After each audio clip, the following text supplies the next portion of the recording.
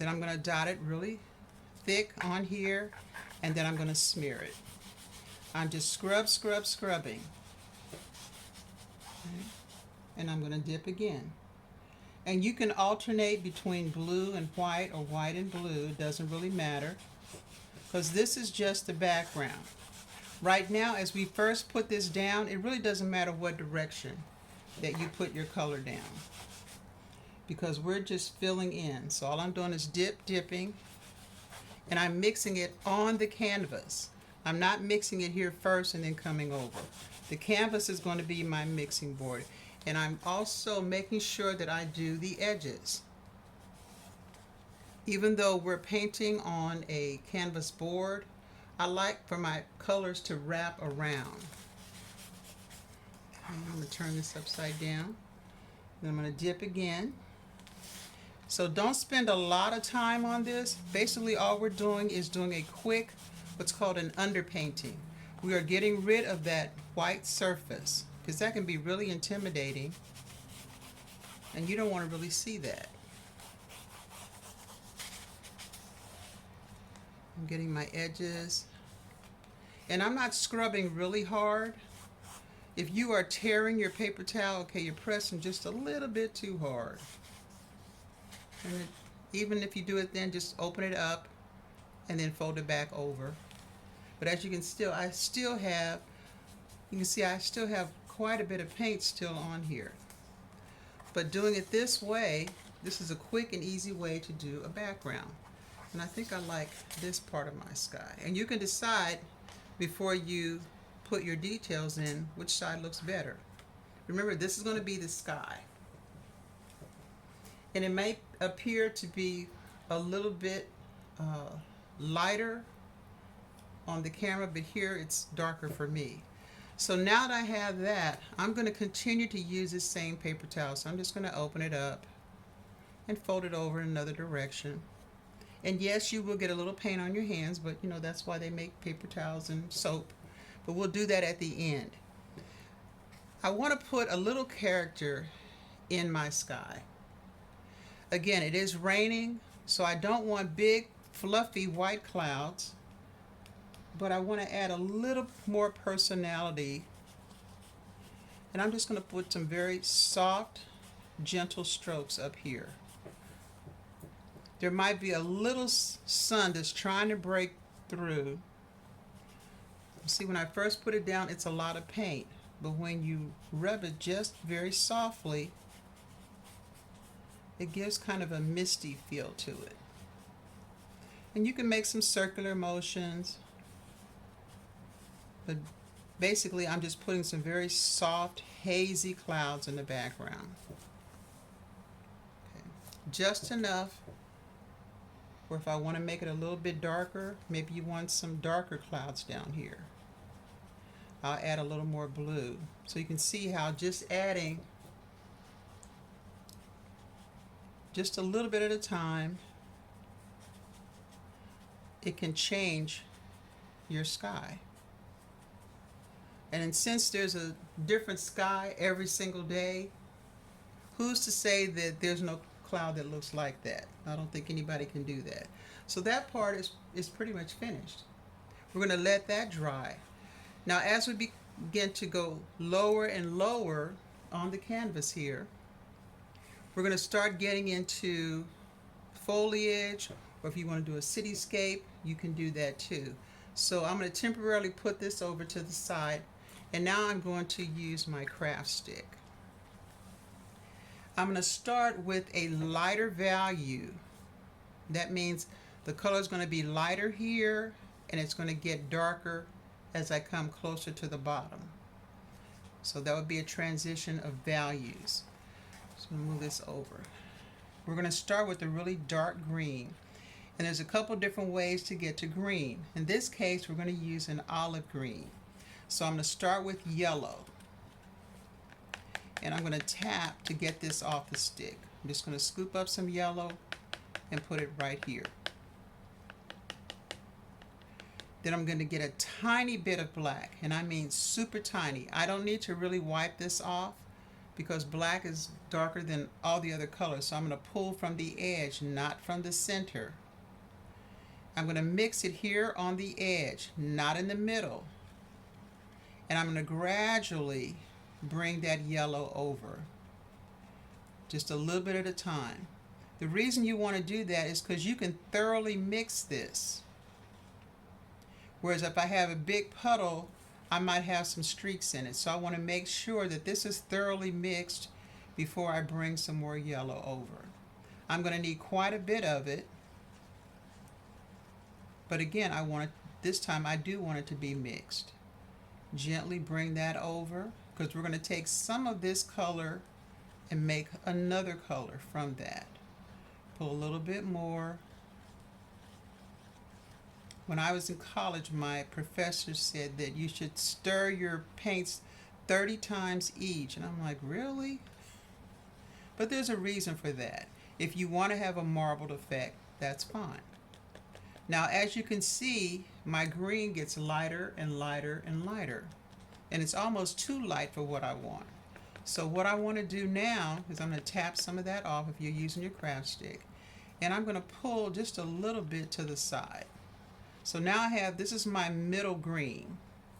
I'm going to scrape some of this same green that I made. It's going to be a separate puddle. And I'm going to add just a little more black, just a teeny tiny bit, again, mixing from the edge. I'm only going to mix this area. This is going to be my darkest green. And I'm tapping and stirring. If you're using an offset spatula, you'll just move back and forth. Okay, so now I have two different greens. I have my middle green, and then I have a darker green. And we'll come back later and make a lighter green, but right now those are my two. So I'm going to take, remember that dirty paper towel that we had? It has some blue in it, and that's fine, because again, when I put this green on top of it, it's going to all blend together. I'm just going to wipe off my craft stick directly on my paper towel, but don't throw it to the side, because that's the one we're going to be using. I'm going to start a little bit above halfway. So here's my halfway point. So I'm going to start right about here. Okay. I'm going to dip into that medium green that I made. And this is the point where you decide what shapes do you want. Do not just go straight across and make it flat. We want this to be kind of interesting. So I'm just going to do some up and down movements. And not make them all the same shape.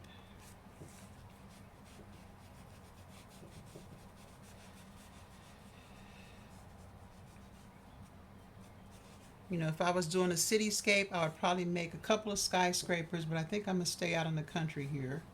I can always change my mind later. But these are far away. Can't really tell what they are. It's just a cluster of color. As I get down here, I can scrub a little bit, and that's going to be a little bit lighter. But I want to keep my main colors up here. Okay, so even though we use black, look how light that can get. So I'm going to refold my paper towel. Again, I want my colors to blend together. That is really the main reason I'm not getting a fresh paper towel. If I start all over, actually my green would be much lighter. So now I'm going to take some of that darker green. I'm getting closer here to the bottom, or closer to the viewer, and I'm going to come down about 2 more inches. I'm going to leave this part for my ledge, okay, in the window. So as you can see, this is much, much darker. And just like when we put that first blue on, the more you scrub, the lighter it will get. So you don't want to get back to this value. This is a different value. You want to keep it nice and dark.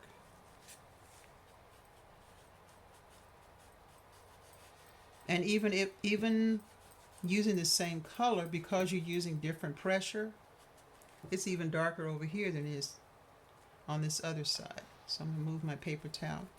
I'm going to dab it a little bit to get some more interesting texture, so I don't have sharp edges. Maybe I want to have this kind of rounded out. You can swirl it. And because you have the freedom of working with a paper towel, you're not bound by the shape of a brush. The paper towel is doing all the work for you. So look at all these different layers that you have. They're very vague, they're far away. And right now you're thinking, oh, this is just the biggest mess. Well, this is not the main thing in your painting. These are blurry, they're all in the background. They're hundreds and hundreds of yards away. I'm going to add a little more. I want one more layer, so I'm going to add a little more yellow and black together. I want to have it even darker down here. And you can even add a little bit of blue.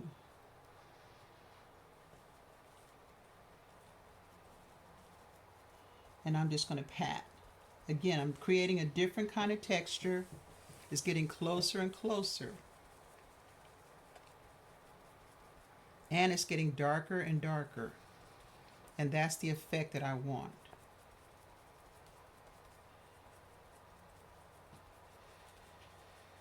Okay. Far away, getting closer. I still can't make out what it is, but because it is closer, it should be darker. In this instant anyway, because sometimes it'll be the opposite, but for today, and you notice that this is not straight. Trees don't grow at the same distance and height at the same time, so you want to make sure that when you're putting these compositions together, it's not the same. Even down here, I'm going to add a little variation, pat a little high, pat a little low. And all these are called planes, where a certain object or series of objects are all lined up, even though they vary in height. This is going to be my ledge. So while I have this dirty paper towel, I'm going to get another grip on it, and I'm going to open this up so you can see that I am not scrubbing very hard. If you have rips and tears, okay, then you're pressing a little bit too hard. Now, is this still a little bit damp? Yes, it should not be dripping wet. You're not putting more water. This is the same water that I used before. It should still be damp because that helps it to move around. If it's dry, it won't move as smoothly. So it should still be a little bit damp. It's dirty, but it's damp. And of course your paint is wet. So I'm going to take a little bit of brown, just a little bit. Now I'm going to do what's called directional painting. I am going to go back and forth because we want to have a straight line surface. Some of that blue will show, and that's okay. It's just a hint of blue. And I'm going all the way across. I'm not loading my paper towel with a lot of paint. I want to take my time and very lightly go over the edge. Because one thing about acrylic paint, because we have paint already, if you scrub too hard, that color that you're using will come up. It'll actually start lifting because the paint is already starting to cure. So I want to even out my ledge. And it doesn't have to be perfect because we can get a better line when we work with our brush, and we are going to put some patterning on here. So I've got my brown down. You can see how it's slightly different colors underneath showing through. Now I'm going to take yellow. We're still working what's called wet on wet. Very lightly, I'm going to put some yellow streaks across here. This is going to give it a little bit of texture so that it's not a solid brown because we're making a window ledge.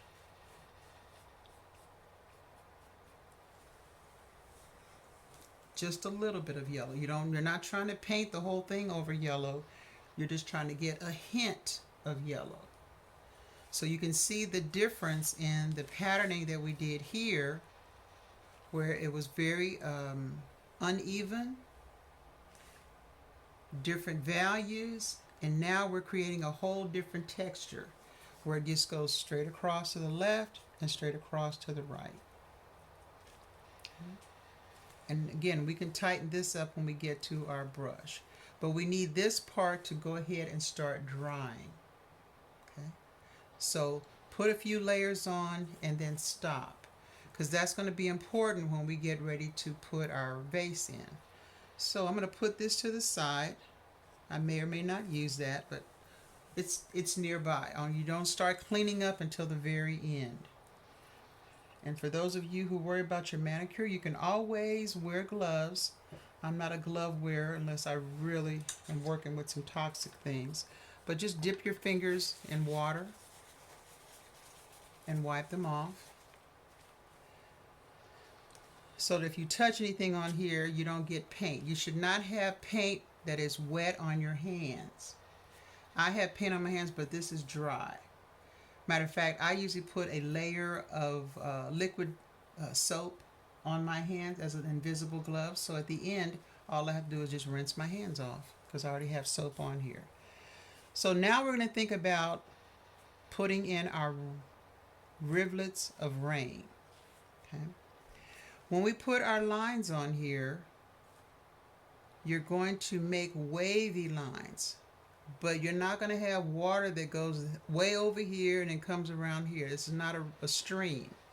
It's a rivulet of water. Think about how water drips down a window pane. Okay? It's going to stop right here. If you continue your water all the way down to the bottom, it's going to look like it's raining inside, and we want it to stop. And if you accidentally do that, don't worry about it, because you can paint over it. We're going to start with our round brush. Okay. The difference in the two is that this is a flat brush and this is a round. This ferrule, this metal part right here, all its job is to hold the hairs in place and to hold it on this stick. They glue them together. And this is round. So we're going to start with the round one. I'm going to leave a space open right here on the left side for my vase, because my vase is going to probably be about this tall. It's going to come up into this area, and then I'm going to have a bouquet of flowers. So we're going to put some rivulets. We're going to practice doing that on this right side. I'm going to wet my brush, and that just means I'm dipping it in the water, and then I'm going to make a little puddle of water. I'm dipping and making a little puddle separate from everything else. And it's invisible on my screen because it's water. Water is actually clear. But when we paint, people want to see that it's water. So the way that you make it not invisible is you have to paint the light and the shadow. So I'm going to make a little puddle of water right here on the edge. I'm going to bring some white over right now. See how thick that is? This is really too much paint and it's too thick. So I need to water it down just a little bit. And when I mix, I'm actually rolling my brush. I'm not stirring it like soup. I'm rolling my brush so I can keep the point of my brush. We want to make really thin lines. So you're only going to work with the toe of the brush. That's right here. We cannot use any paint that is down here. It has to be right here on the toe. Some of it will go in the belly because our brush is wet and it absorbs. So I'm going to turn this slightly to the side so you can see. But you're actually going to be going straight down here.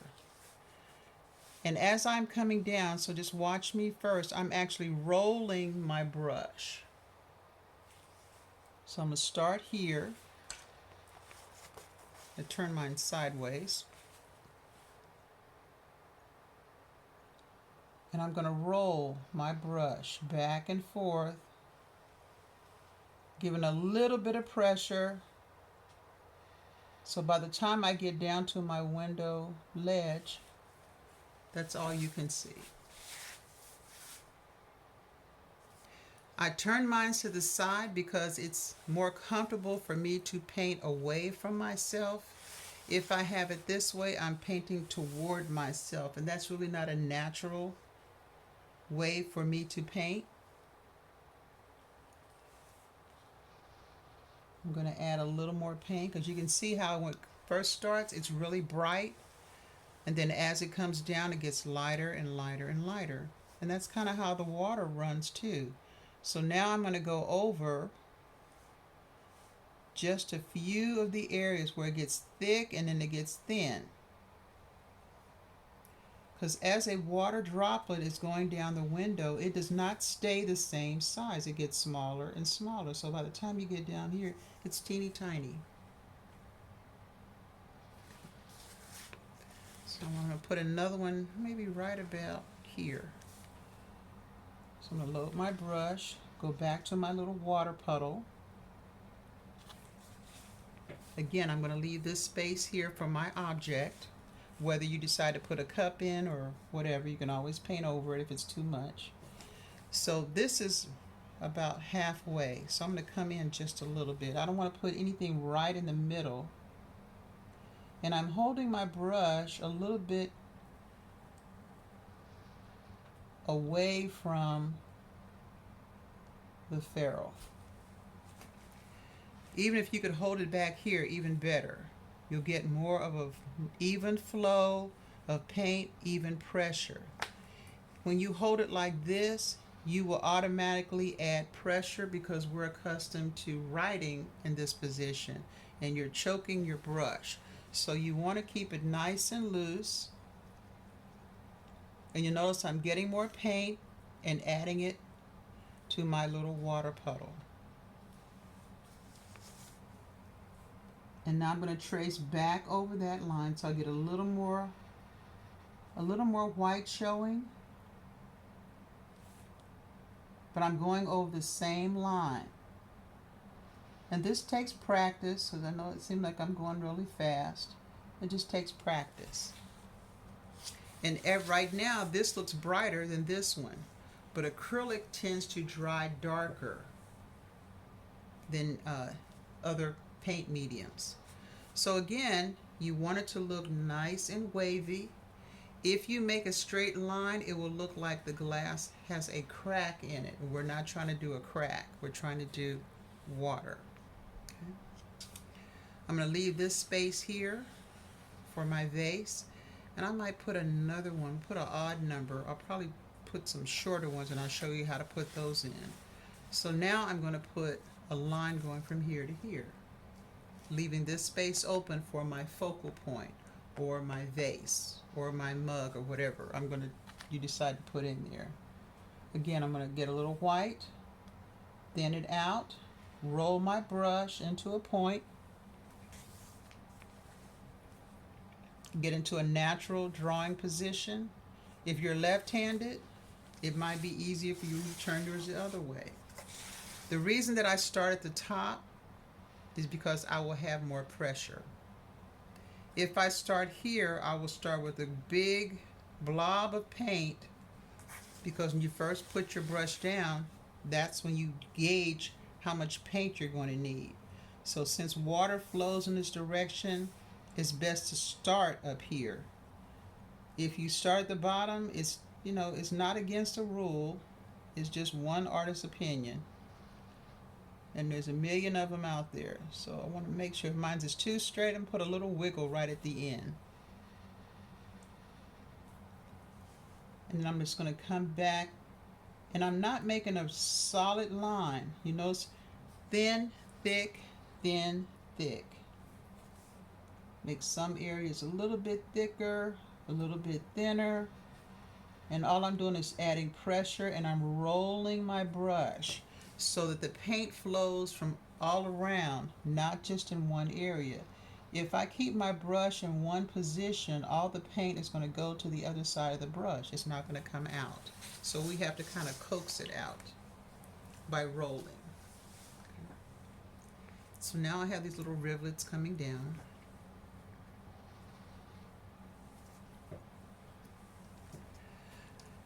when it's raining, not all of the raindrops make it to the bottom. Some of them only make it part of the way down. And I'm using the artist's rule of even numbers. So we have 3. I'm going to do a short one here, and I'm going to do a short one here. Because again, I want to leave a little area for my object. So this one is going to be a little bit shorter. So I'm just going to roll, and then I'm going to stop right about here. And then I'm just going to put some little tiny dots. You probably can't even see them. Well, this is where the water droplets, I'm going to make a little bit lighter so you can see. It's running out of steam. So it starts rolling down, and it's a little small one, so it's going to stop and kind of dot, dot, dot, dot, dot, and a little bit of wiggle right here, and then stop. If I put one over here, I can do the same thing, but I think I'm going to wait and go ahead and paint my vase in, and then I can stop so I don't have it sticking directly out of my plant. I may want to have to go to the side. But as you can see, we have an even number, so I need one more to come over this way. You can even have one coming off the side. Maybe the water drop here splits, and it can come around that way. There's no one way that water falls on a window. Every drop is different. Okay. So we're going to let these dry. So while these are drying, we're going to go ahead and put our vase in. So what I'm going to do is I'm just going to dip my brush in water and wipe it off. I'm not swishing it with water. I'm just going to dip it in water and wipe it off. We're going to come back and do the shadow. But I think we're going to put that vase in so that we can judge where the rest of our water drops and our splashes are going to be. So I have a piece of chalk, and I'm going to draw it out so you can see how I process. I know that I want the bottom of my vase to not be on this ledge.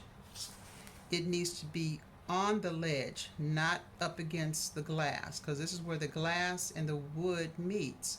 So if I have my object right here, it's going to look like it's stuck on the window. So to bring it forward, you actually go below the line. So if I'm making a cup, it needs to go below the line. If I'm putting a pair of glasses, it needs to go below the line, not way down here, but this sets the object on this plane right here. Okay. So I'm just going to make a skinny vase. And you can do this in pencil. I like working in chalk because if I don't like it, I can just wipe it out. Okay. But I think I'm going to have my vase come up this way.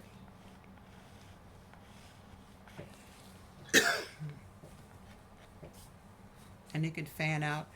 You know, it's artist's choice. You can decide how you want yours, or you can just put a line down here and then paint around it. I've done that too. So really, it's artist's choice. And I'm going to erase this and do it with my brush. This time I'm using my flat brush.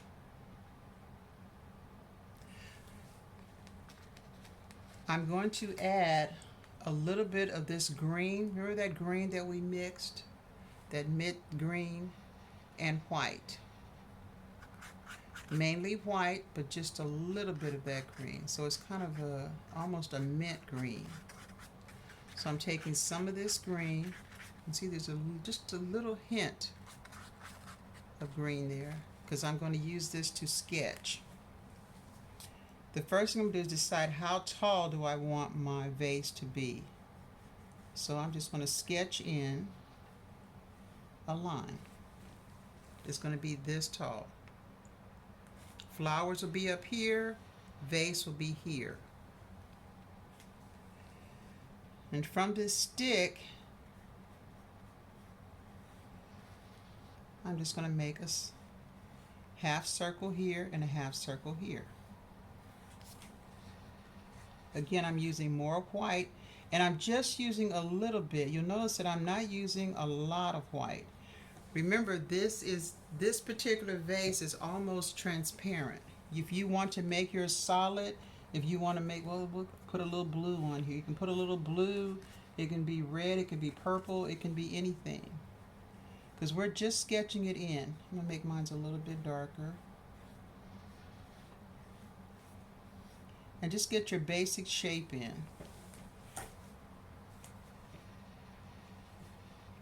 I'm going to use a little more white so you can see my shape.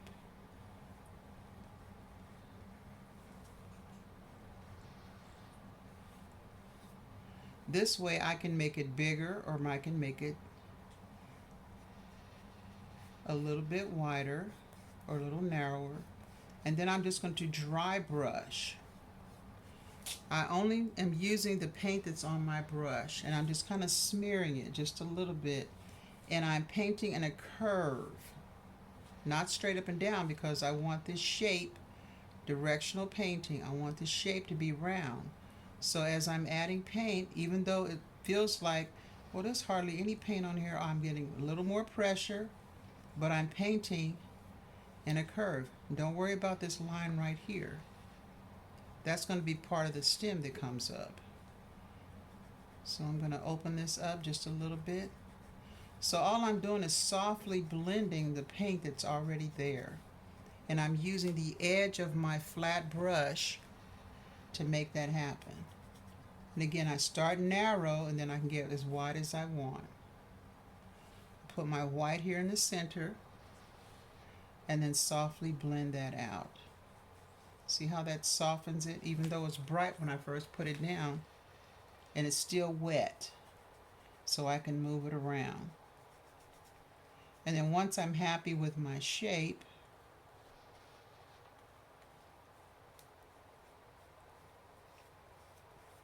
and I am going to make mine slightly transparent so you can see through it.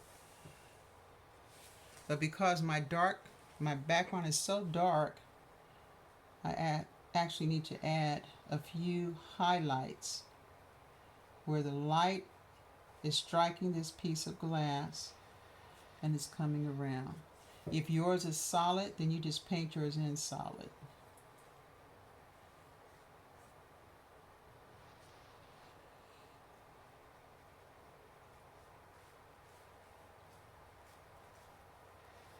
And again, I'm just dry brushing.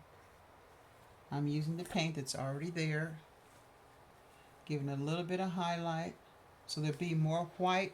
I think my light is coming from the back, so I can actually have some highlight here and here. And the one little trick I was telling you about, I dipped my brush in water. I didn't clean it. This is a dirty brush. I just dipped it in water. This area right here, it's really damp. See that big puddle? Then I'm going to take my paper towel and I'm going to wipe that away. A little more water. But I'm just using the water that's on my brush. Now, can you see how it's bringing some of this light from the sky? Because we painted blue before. This is another way to create a highlight. Because right now, it looks kind of muddy. You say, well, how's that going to work? Again, my favorite tool is a paper towel. This is one I was just wiping my hands on. So now I'm going to very gently, I'm going to lift some of that color out. See how that makes it pop forward? And all I'm doing is just lifting. I don't want to lift too much because I want some of the blue to show, but I want some of that white to show also. I still have a little bit of wet water. Again, it's dirty water. And I'm just scrubbing it just a little bit because I want to lift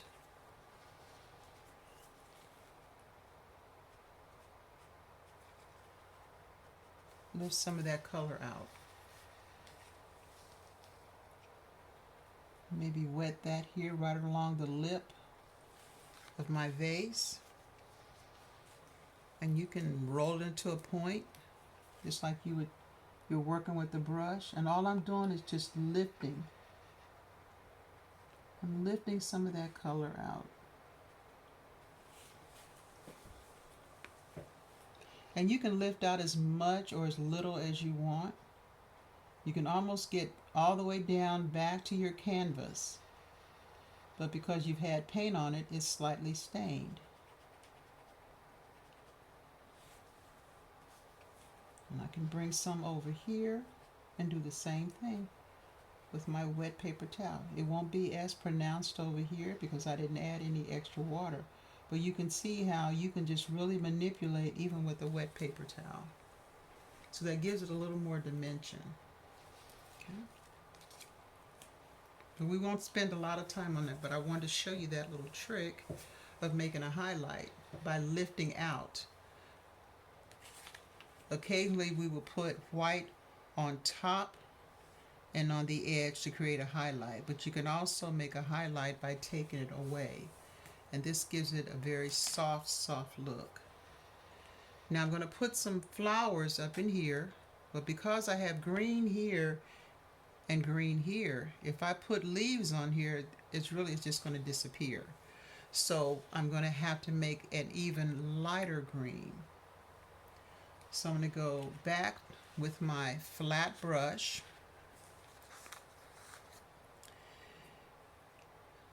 Make some more green. We're still using the green that we made with yellow and a teeny tiny bit of black. Remember I said mix it a little bit on the edge first, because then you can control how light or how dark it is. And see, it's almost the same shade, so it's not going to show that well. So now I'm going to add a little white to this. So it's going to get kind of a mint green. I want it to be really light. Again, we have all these different values. Here's our darkest green that we had, and that's our middle green. And then we add a little yellow, and then we added more white.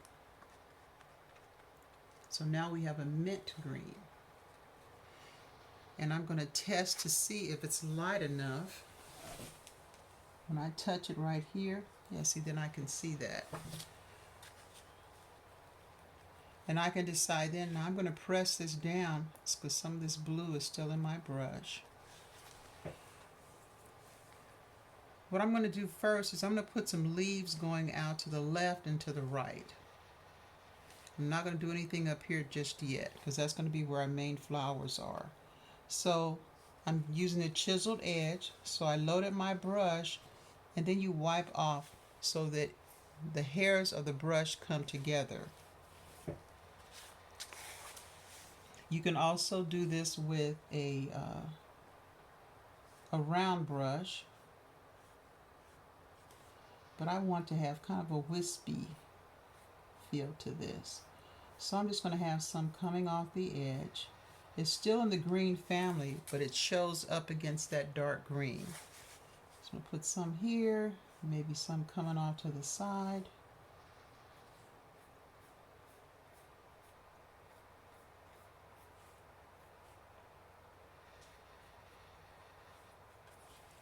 Okay.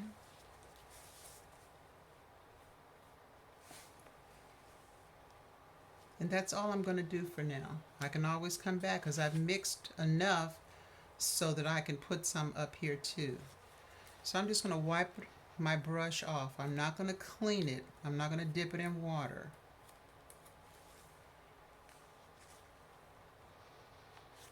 But it's got a little bit of that green on there, but just a hint. So when I paint my hand like this, you should hardly see any paint here. That's how clean it needs to be. So just wipe it off. Don't add water because you don't want water built up in the belly of your brush. We want to make some flowers here. These will be nondescript. We're going to do some circular patterns that kind of look like roses, but they could be any kind of round flower. And we're going to double dip. Okay. I'm going to dip in white and I'm going to dip in red. You can put it on the same side of the brush or a different side of the brush. We're just going to make a series of circles, different size circles. So I'm going to load my brush with white and again pull from the edge and red. You're not mixing it. We're going to mix it because we want a marble effect for our little, we'll call them little rosettes, because I can't think of another flower that's actually shaped that way. I'm going to start not right here on the edge, but since this is going to be the main part of my little cluster here, I'm going to start and make a circle right here. See how beautifully that marbles together? Then I'm going to make another circle right here. And as you can see, the red is very dominant. Even though I put white on here, by the time I get to my third flower, you can hardly even see it. So I'm going to get a little more white because I want that to be a little more pronounced. Every flower is going to be a little bit different. And all I'm doing is just making, this is nice and thick, by the way. And I'm making them different sizes. I don't want to have a big solid mass of red. I want some of the green in the background to show. So I'm double dipping again, red and white.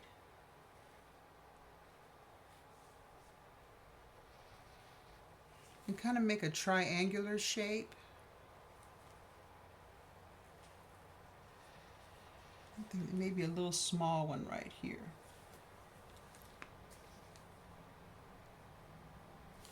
So this fills in and it kind of matches the size of the vase that I'm using. My paint is still wet, so I'm going to wipe this part off because I'm going to turn my brush around. If you still have paint here, you'll probably get paint on your arm. I'm going to take the back of my brush. This paint is nice and wet and it's thick. I'm going to go in and I'm just going to scratch in a circle.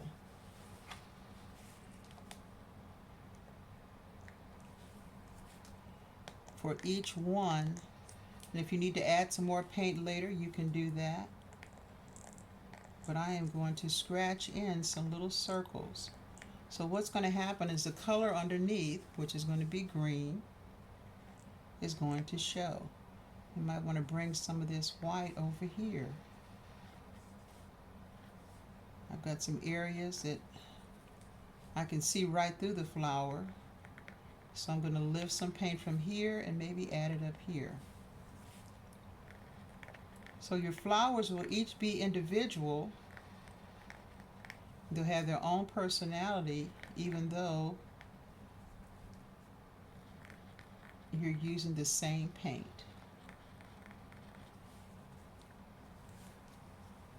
So that gives a nice little texture.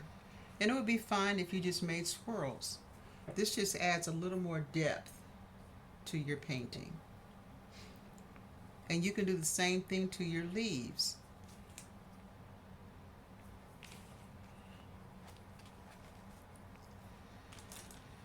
Let's see, I'm going to add a little bit of water. Remember how we added water before?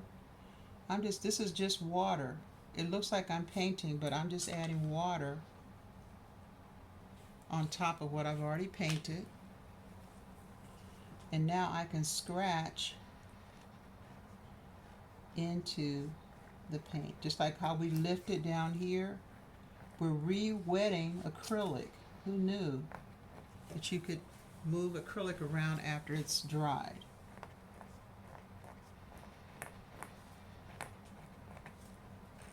Because it has not completely what they call cured.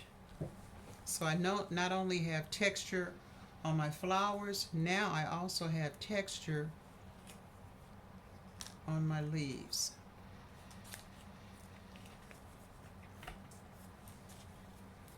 And I'm just wiping my brush off.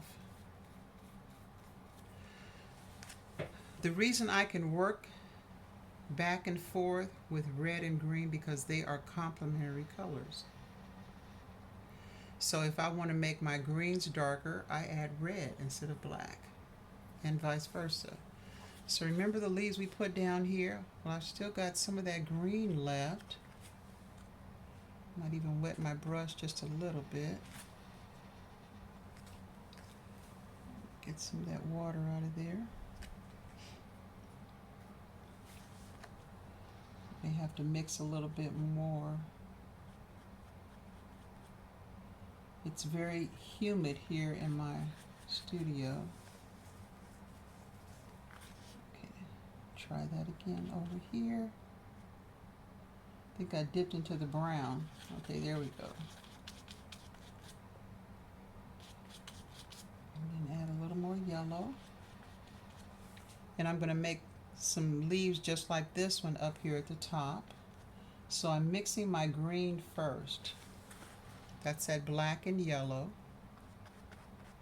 And then a little bit of white.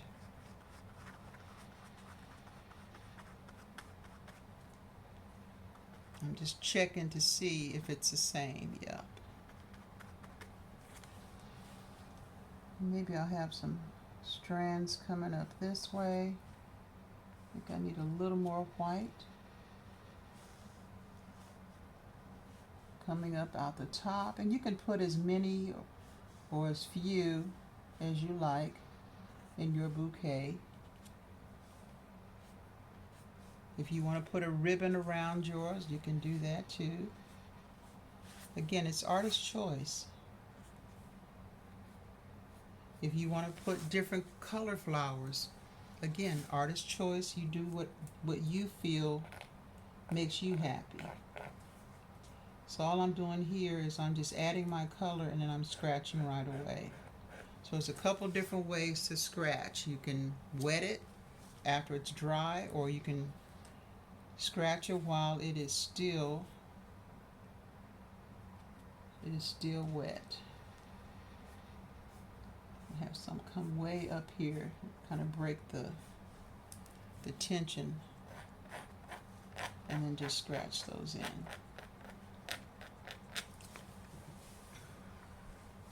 And you can, again, scatter other flowers in there. It's totally up to you. But I want to go ahead and place this so I'll know where to put my next little rivulet. Will not touch here. I'll make it even shorter than this one. So that way I'll have an odd number of little rain rivulets.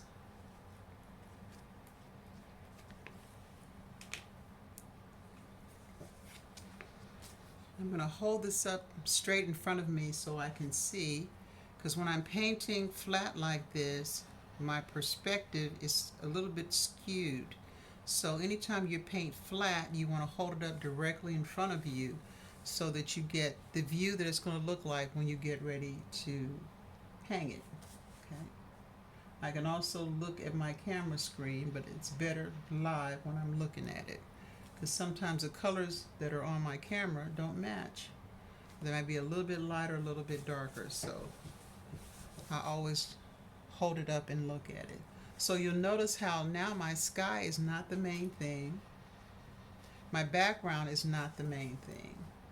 The main thing here is going to be my flowers. I'm going to add a little bit of shadow right here as the light is coming through, and your shadow can be anywhere along here. However, your shadow does not have to be black. It can be a light shadow, because remember, this is glass. So it's going to do what's called, it's going to refract as it comes through here. So we just need a little shadow down here.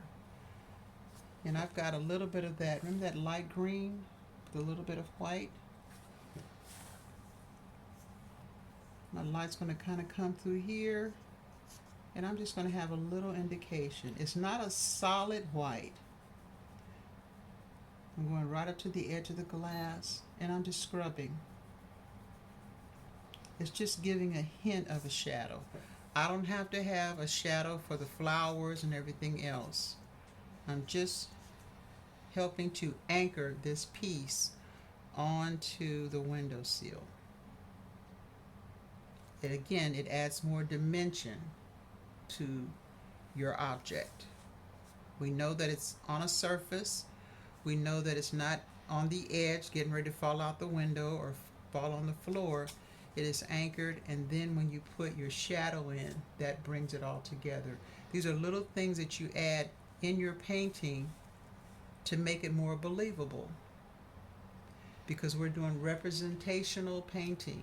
This is not photo realistic. It just represents something that we recognize. Hopefully you recognize it when you're all finished. Okay, so we're going to let this dry, and remember this is wet, so don't touch this part. I'm going to add one more little rivulet in white, and then we're going to come back and put the shadow. Remember, water is clear. So I think I'm going to come down. I've got something here that's underneath my painting here. So I'm going to add a little white. Remember, we had a little water to make it watery. If it's too thick, you're going to get a huge blob of paint. So I'm going to come down right about here and add a little short one. And if you want yours to go all the way down, remember it goes behind your object. Or if you want to add another one over here, just make sure that this is an odd number that comes down. And you won't be able to see it right away because I'm on a light background. Your rain rivulets become more pronounced once we put the shadow behind it. Okay, so I don't know if you can see it very well, but here's 1, here's 2, 3, 4, and 5. So now that I have the base of my water, the highlight of my water, I'm going to wipe off my brush. Doesn't take much. I'm going to reshape it. I'm going to dip my brush in water. Make another little water puddle. Okay. And if you like to rinse your brush out, that's fine, but always have a clean container. So you're going to have maybe 2 or 3 different containers of water. One for cleaning, but one you need to actually have clean so that it doesn't contaminate your other colors, because we're working with multiple colors. Now I'm going to take a little bit of black and I'm going to make it watery. You'll be able to see this one a little bit better because again it's black, but it's almost like ink. And again, I'm rolling my brush. I'm not stirring it because I want to keep the point of my brush. That's really important. So I'm mixing it by rolling my brush back and forth and lifting it up and down. And because I'm rolling it off the edge of my plate, I'll get a nice point. So I'm going to start with the one that's furthest away. I'm going to put a shadow of my water along the edge of this white line.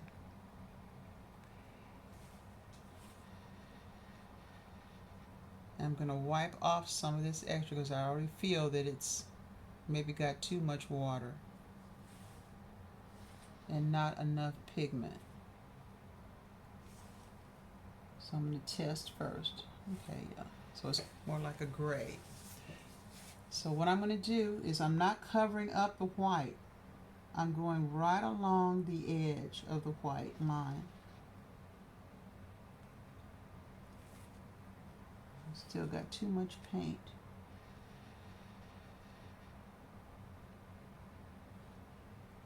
And I'm skipping a little bit along there.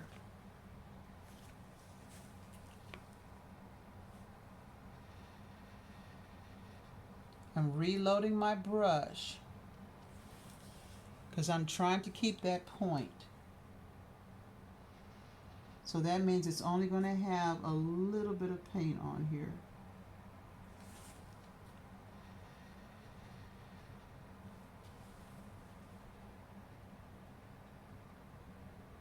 And if your brush starts to separate a little bit, go back. You're adding paint and then you're wiping it off because you're trying to get that nice clean point. You can also use a smaller brush if you cannot get a thin line.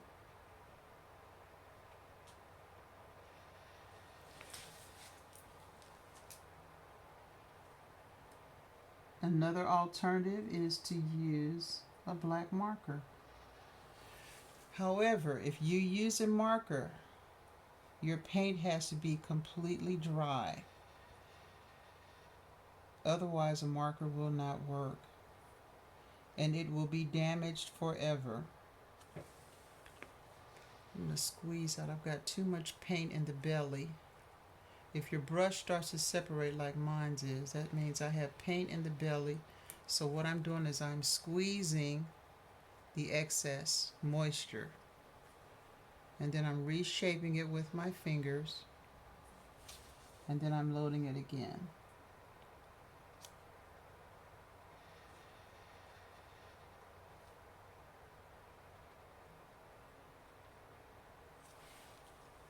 I'm going to continue going all the way down. And again, it's going to skip around a little bit, and that's good because you don't want a hard line. And don't forget to stop when you get to your board. You don't want your window ledge to start raining on the inside.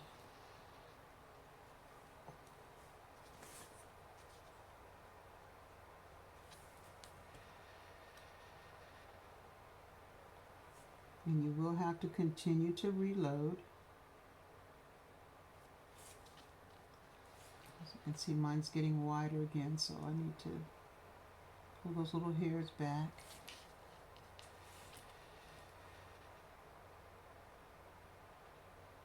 And I'm putting the black line on the same side for each one.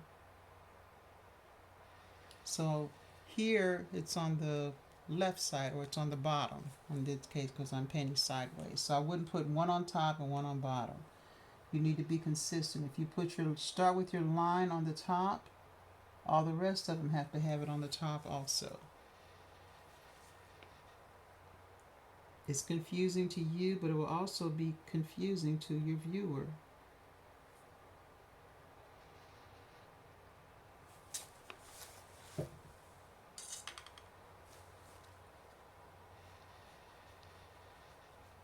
And you're constantly wiping and trying to get that point back.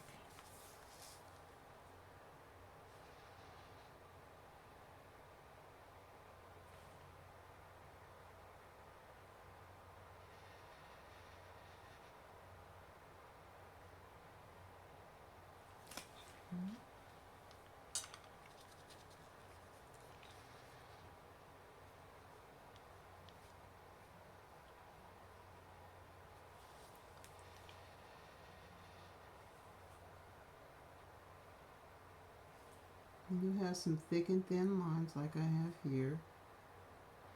If yours gets too thick, you just come back with your white paint and you just paint over that.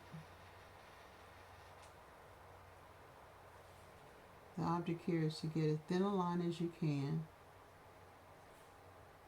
And this time you want to have uneven lines. You don't want it to be the same all over.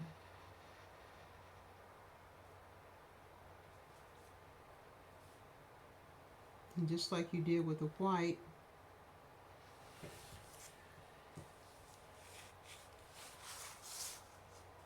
you will have to reload.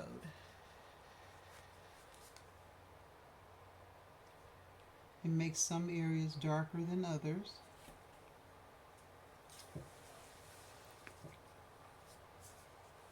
So So now you have all of your water little driplets going down. We are going to also make some water drops that are on the pane.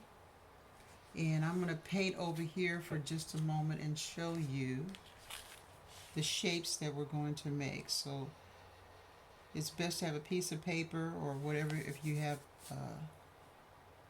newspaper underneath yours. We're going to make a water drop. I'm going to make mine really large so you can see. It's in 4 sections. We're going to do the first 2 steps and then we'll do the second 2 steps. So for your water droplet, you're going to have a half circle at the top. Leave a space in between. And then you're going to have the bottom part.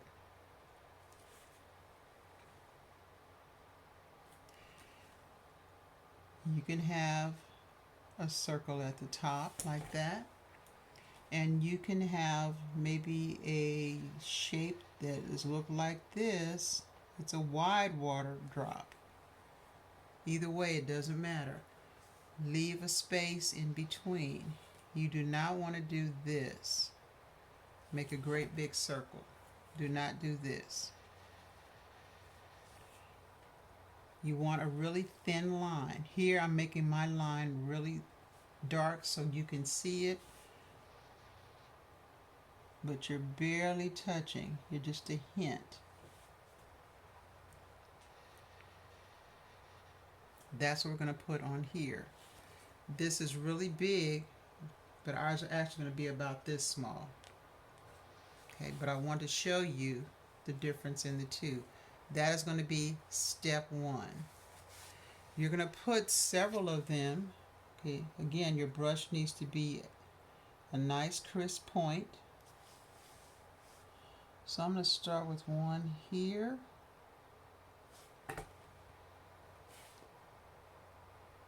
And maybe here. And you notice that I'm not reloading. Very gentle pressure. Put some water drops down here. Think like water. It doesn't just stop raining up in this area. Put some over here. Don't forget, don't touch that.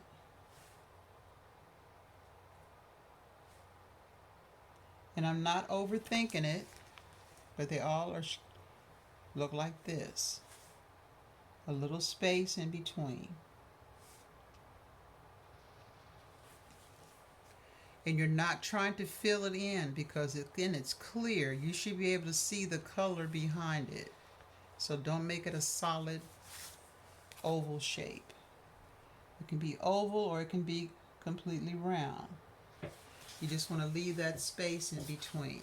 These are the big, fat, juicy water droplets that are falling on the window ledge. Again, don't put any water down here because it'll look like it's raining on the inside. We want to keep the water out for now. We don't mind looking at it, but we don't want to be in it. Okay? Once you've decided how many you're going to do, and it can be an odd number or even number when it comes to water drops. Okay? In this case, the rule of 3 doesn't matter. So I'm going to rinse off my brush. I'm just adding water and wiping it on a paper towel.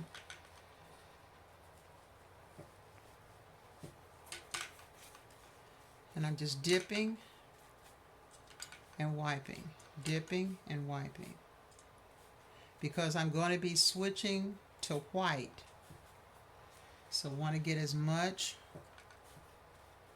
rather than switching, because all that does is make your water dirty. You dip in the water and then you wipe off your excess paint and water on your paper towel.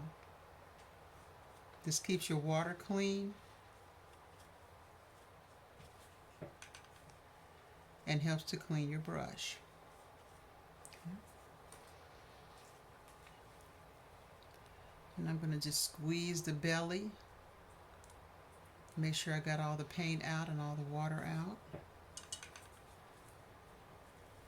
Again, I want to roll into a point. See, I'm able to get another point.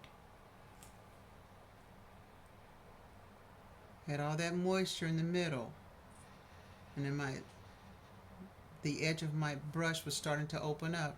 So anytime you see that, that means there's too much liquid right here in the belly, and the belly is here.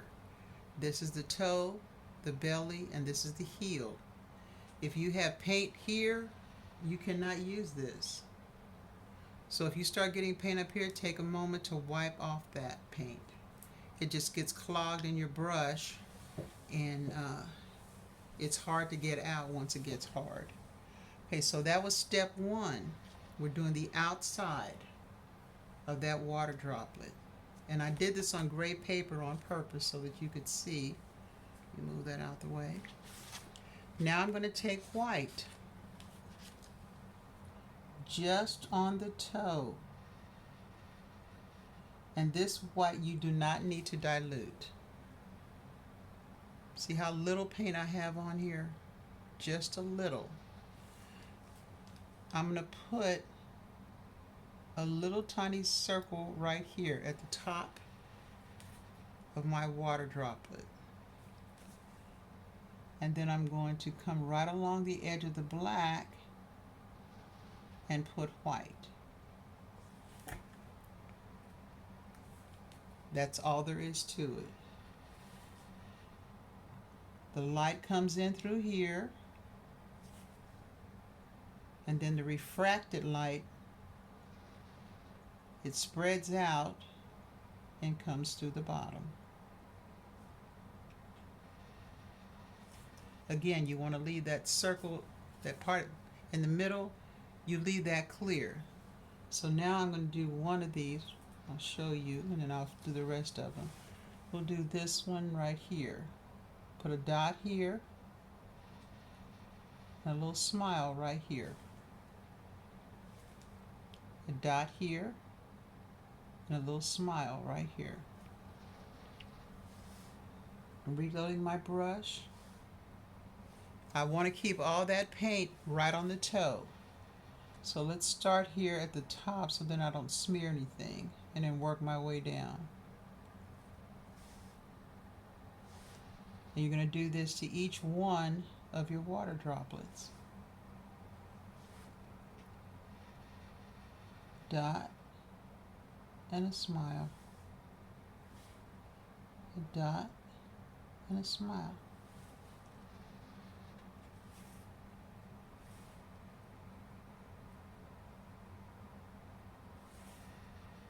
If you get too much buildup, just roll your brush or wipe it off, but keep that paint.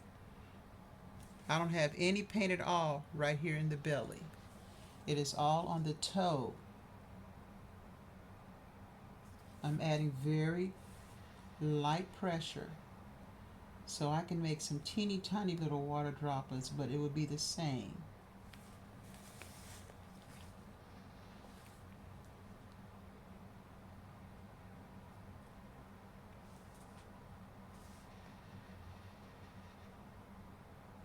And when you first put it down, it's going to look like, oh, it's really, really bright. But again, acrylic is one of those things. It's going to dry darker.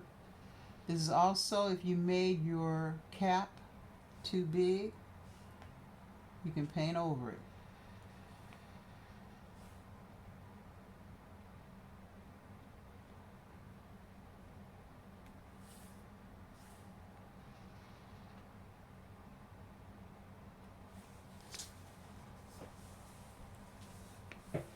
And you will be viewing this from far away because it looks really weird when you're up close. You're like, wait, it looks like a dot and a smile. Well, that's exactly what it is. But when you stand back, it's an optical illusion. It will look like water drops because you're having a shadow. The shadow of the water on top, but a bigger shadow at the bottom. It's just called refracted or diffused light, where it's coming through the middle because I can still see the sky through here in the blue part, and then I can see the background through here. So you want to make sure that you show some of that color that's in the background. I can even get fancy and put some water droplets on my leaves, but again, it'll look like it's raining on the inside. So I'll resist doing that. Maybe when I just do a regular painting of just flowers, I would add that. It's like maybe dew or mist that's falling on the leaves outside. But since this vase is on the inside, we don't want to do that.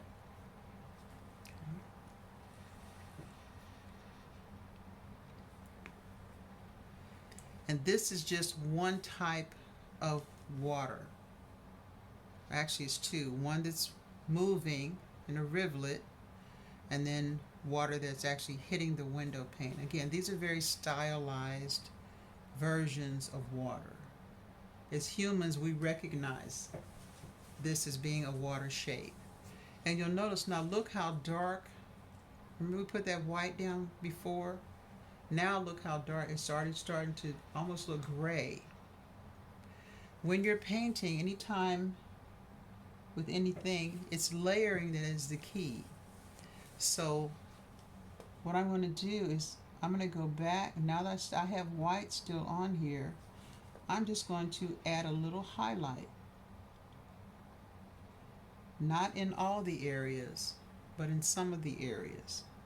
So look at the difference between this one and this one when I add another layer. Layering is important when you're painting.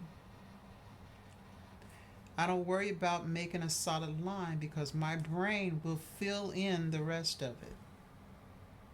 It's like when we draw a dotted line, we recognize it as being a line because our brain fills it in. So I'm going to put some highlights here. I'm just making good use of the paint that's already on my brush. And so while I'm highlighting, and again, be careful when you're painting, you will have wet areas, so never lay your hand directly onto the surface. And I don't know if you can actually see where I actually use my little pinky finger. I find a dry spot and I rest my finger just like this, and that holds it steady. They also have something called a maul stick, or you can even use a long paintbrush like this and rest your hand on it so you're not touching your artwork.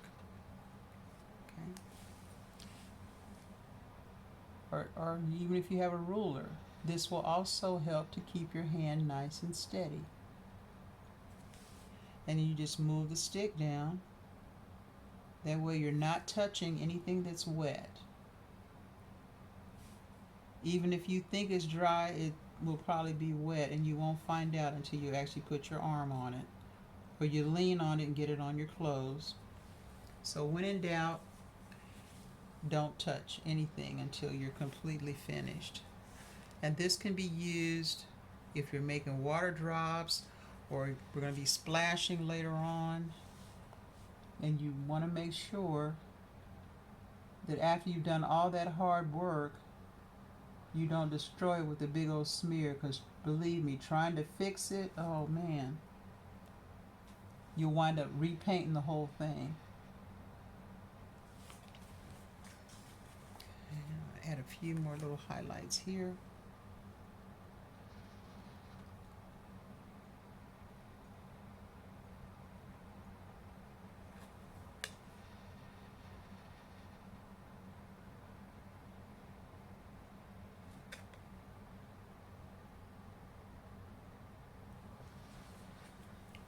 I might even add a little highlight to my leaves here. I'm going to add a little yellow and white together to make my yellow kind of bright.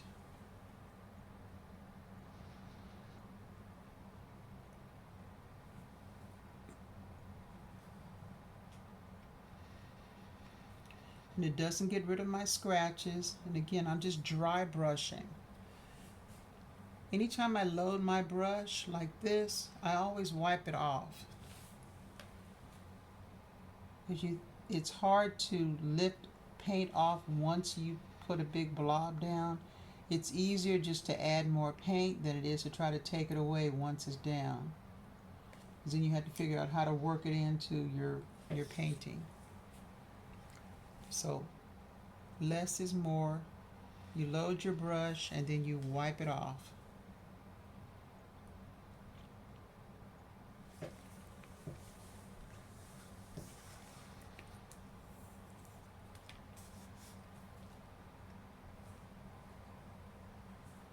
So let's kind of review what we did.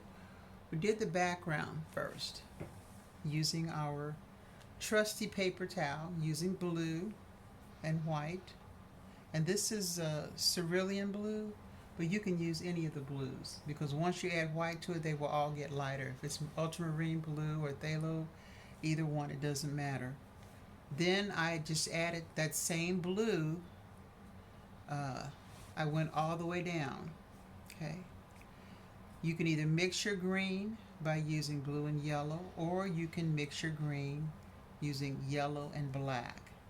And that's the green that we used here.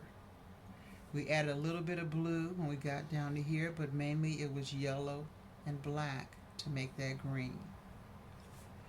Put a little bit of brown down here for our bench or our window sill. We put our rivulets in. We put the white in first. While that was drying, we worked on our vase and our flowers. And then we went back, put our highlights in and our shadows in on our water again. We did our water drops. Then you just put your few finishing touches. Again, if you decided you want to do a cup would be fine because you do the same thing. You're still going to have some shadow and you're going to have some light. That's what makes things look more realistic. Not photoreal, but realistic. And it's called representation. It represents something that we have painted. The last thing you can put on here, and this is totally optional, is going to be the spray. I'm going to wipe off my brush. And there's a couple of different ways, and I will show you a couple of different ways to do that.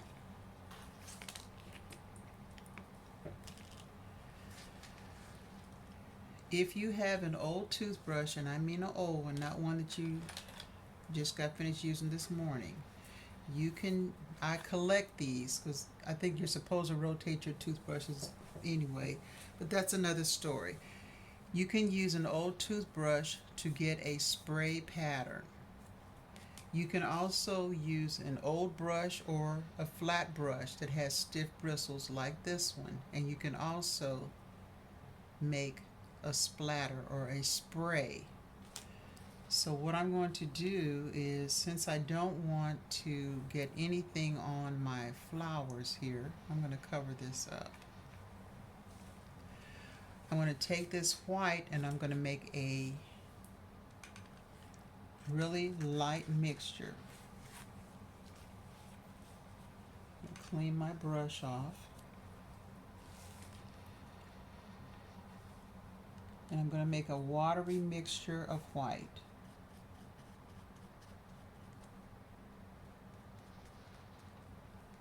I might even add a little bit of yellow. But I want lots of water.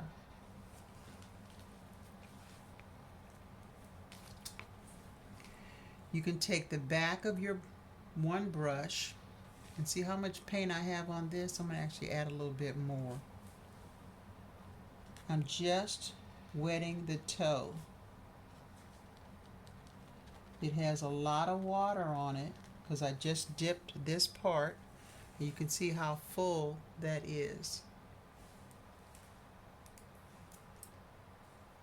I'm going to take the edge. I'm right-handed, so what I'm doing is you're going to take this paint to put on here. I'm going to roll it across the edge of my brush like this, and this creates a splatter. Now you notice how I had a great big blob? I've got too much water. So what I'm going to do is roll up my paper towel and I'm going to dab it while it's wet. Do not let it continue to sit there. I can also turn that into a water drop. But you see how it's foaming there?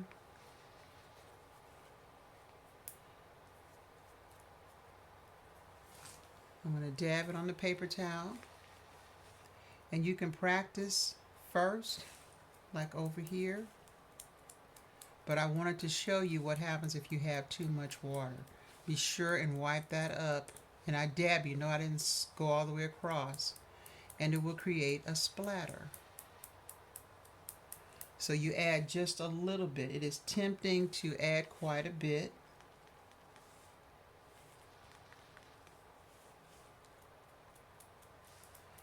If you don't mind your finger getting messy, you can do this on your finger. So what I'm doing is rolling this across. Very little water.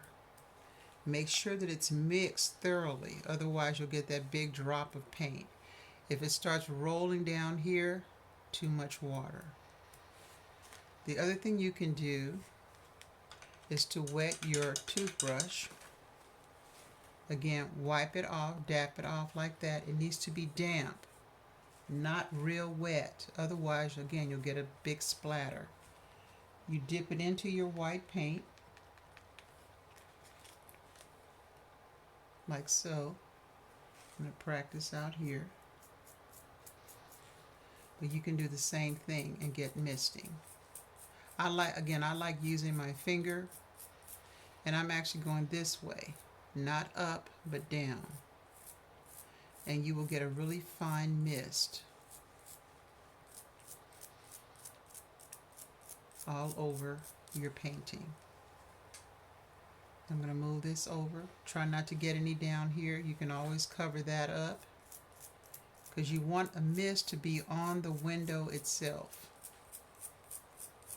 And you go all the way around so that you do not have just mist in one area of your painting. And it creates a very light film. You can see some of the little water droplets. It creates a nice thin mist. And if you accidentally get some down here, just rub it while it's wet and it goes away. The key is you have to work quickly, and if you get overzealous and have too much of anything, like a big water puddle like I showed you, or there's too much mist down here, you can either paint over it or just rub it and it will dry. So that would be your final touch. You can also use this technique when you are doing a field of flowers. It makes a nice finishing touch to your painting. It's something about a little misting, like pollen in the air. Okay.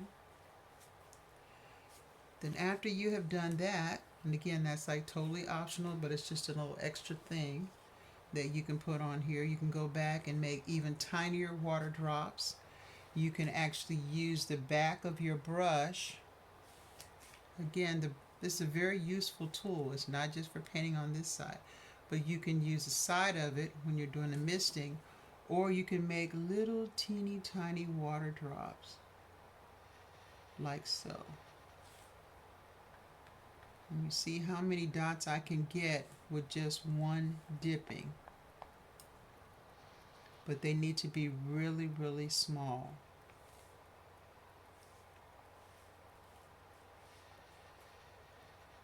So now you have 4 different ways to create water. You don't want to make your dots too big because then it will look like it's snowing, and that's a different kind of picture. It just adds a little sparkle to your painting. It will show up better in some areas because it's darker. But you'll notice I'm rolling my brush using all the paint that's on the edge. That gives me teeny tiny little dots. So the spray, the back of your brush, your toothbrush, your water droplets, and your water movement, rivulets, like so. These are all special effects that artists use over and over again, and not just for a window. Okay. The most important thing on here is going to be your signature.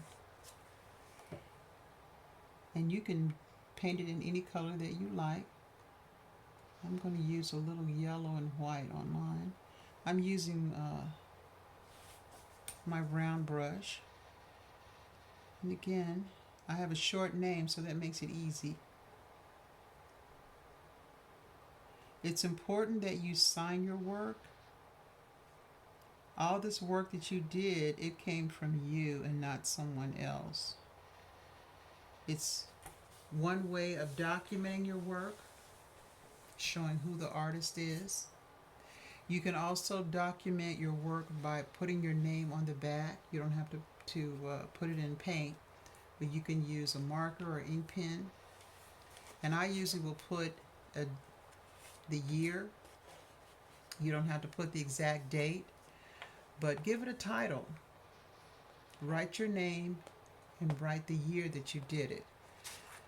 After you've been painting for a long time, you think you will remember. Even if it's just something very, very simple. It could just be a bowl of fruit. But that really is the most important part of doing art, is to let everyone know, hey, I did this. All of them are going to look different. I painted this over and over again, but every time I paint, it looks different because I'm in a different frame of mind. So don't forget to do that, because that's very, very important. Okay? Any questions before we have our show and tell? Because I can't wait to see what you've done.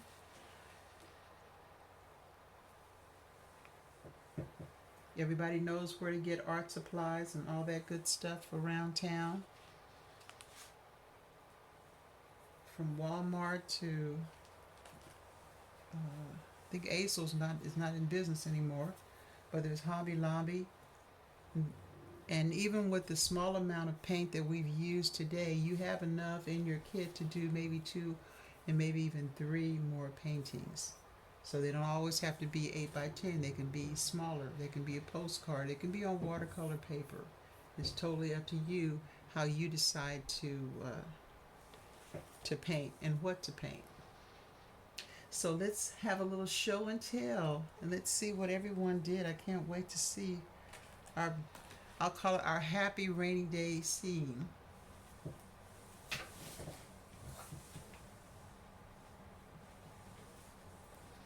Change my view. Alright guys, keep them up because I got 3 pages to go through.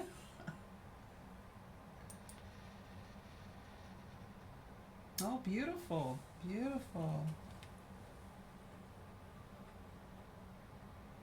Wow. I'm looking at these backgrounds. Those are awesome.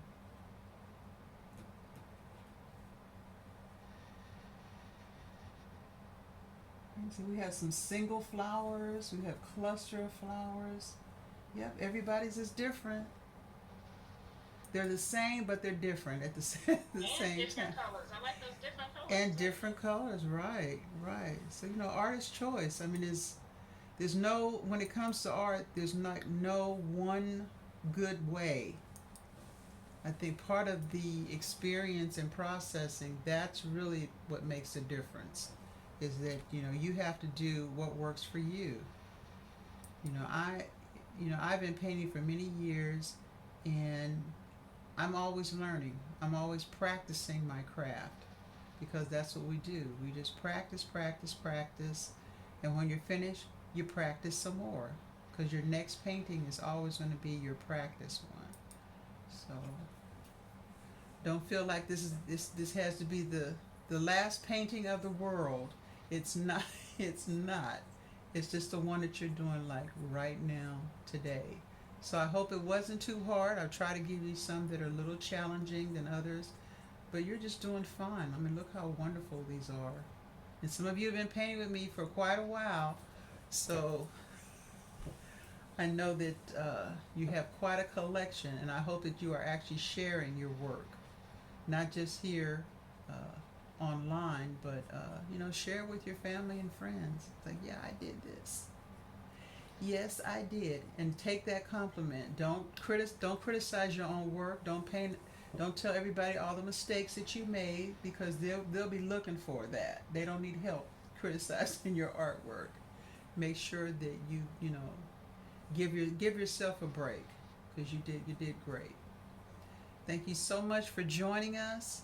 I look forward to working with you next time. It's been my pleasure to